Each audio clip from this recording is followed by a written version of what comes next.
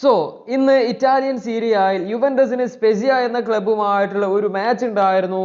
യുവന്റസിന്റെ match എന്നുള്ളതിനേക്കാൾ September 27 ശേഷം Cristiano അവർക്ക് വേണ്ടി കളിക്കാൻ ഇറങ്ങുന്ന അല്ലെങ്കിൽ CR7 സെപ്റ്റംബർ 27 ശേഷം ആദ്യമായിട്ട് കളത്തിൽ ഇറങ്ങുന്ന ഒരു മാച്ച് എന്നുള്ള ഒരു പ്രത്യേകത കൂടെ അതിനുണ്ടായിരുന്നു. ക്രിസ്ത്യാനോക്ക് കോവിഡ് വന്നതും ബാഴ്സക്കെതിരെയുള്ള ആ ഒരു മാച്ച് നഷ്ടപ്പെട്ടതും ഒക്കെ എല്ലാവർക്കും അറിയുന്നുണ്ടാകും. അതിനുശേഷം CR7 ഇന്ന് സ്പെസിയക്കെതിരെ ഏകദേശം ഒരു 56-ാം മിനിറ്റിലാണ് കളത്തിൽ ഇറങ്ങുന്നത്. ഗൈസ്, അതുവരെ ഈ ഒരു മാച്ച് എന്ന് പറയുന്നത് 1-1 സമനിലയിലായിരുന്നു. 14-ാം മിനിറ്റിൽ അൽവാരോ മൊറാറ്റയും 32-ാം മിനിറ്റിൽ പൊബേഗയുമാണ് ഗോളുകൾ സ്വന്തമാക്കിയിട്ടുണ്ടായിരുന്നത്. ആക്ച്വലി യുവന്റസ് വേറെയും ചില ഗോളുകളൊക്കെ സ്വന്തമാക്കിയിരുന്നു. അൽവാരോ മൊറാത്ത സ്വന്തമാക്കിയിരുന്നു. പക്ഷേ അത് പതിവ് പോലെ ഓഫ് സൈഡ് ആയിട്ടാണ് കണക്കാക്കിയത്.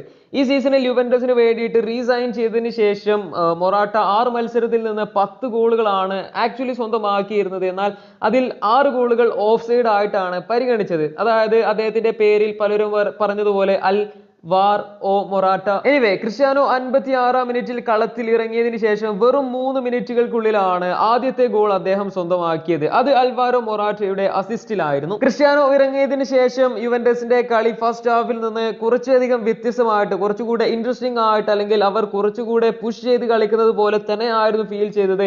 അതിന്റെ റിസൾട്ട് ആയിട്ട് ഏകദേശം ഒരു 67-ാം മിനിറ്റ് ഒക്കെ ആയപ്പോൾ അഡ്രിയാൻ റാബിയോട്ട് വളരെ ബ്രില്യന്റ് ആയിട്ടുള്ള കുറച്ച് മൂവ്മെന്റ്സിലൂടെ ഒരു ഈസി ആയിട്ടുള്ള ഫിനിഷിങ്ങിലൂടെ ഒരു ഗോൾ സ്വന്തമാക്കി യുവന്റസിന് 3-1 ലീഡ് നേടിക്കൊടുത്തു. പിന്നീട് 76-ാം മിനിറ്റിൽ ഫെഡറിക്കോ ചിയേസയെ ബോക്സിൽ ഫൗൾ ചെയ്തതിന് കിട്ടിയ പെനാൾട്ടി ലക്ഷ്യത്തിലെത്തിച്ച CR7 കുറച്ച് മിനിറ്റുകൾക്കുള്ളിൽ തന്റെ 2ാമത്തെ ഗോളും സ്വന്തമാക്കി. ക്രിസ്ത്യാനോ ആ ഒരു പെനാൾട്ടി ഗോൾ അടിക്കും എന്നുള്ളതിൽ എനിക്ക് വലിയൊരു സംശയമില്ലെങ്കിലും, അല്ലെങ്കിൽ പ്രതീക്ഷ ഉണ്ടായിരുന്നെങ്കിൽ കൂടെ അതൊരു പനേഗ കിക്ക് ആകുമെന്ന് ഞാൻ തീർച്ചയായിട്ടും എക്സ്പെക്ട് ചെയ്തിരുന്നില്ല എന്നുള്ളതാണ് സത്യം. ഐ തിങ്ക് ക്രിസ്ത്യാനോ യുവന്റസിൽ എത്തിയതിനു ശേഷം ഇതുവരെ പനേഗ പെനാൾട്ടി ഒന്നും അടിച്ചിട്ടില്ല എന്നാണ് എന്റെ ഓർമ്മ.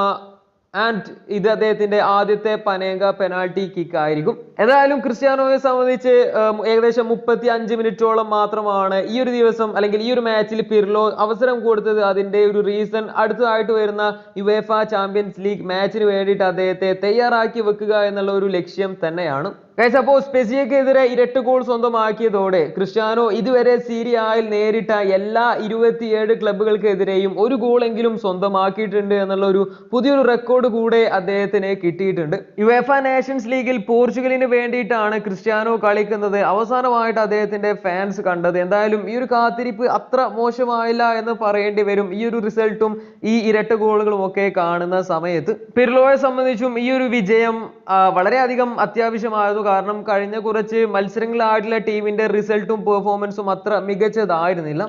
ഗൈസ്, അപ്പോൾ ഈ ഒരു മാച്ചിനെ കുറിച്ചിട്ട് നിങ്ങളുടെ ഒപ്പീനിയൻ കമന്റ് ചെയ്യുക. വീഡിയോ ഇഷ്ടപ്പെട്ടാൽ like, share and subscribe. Thanks for watching.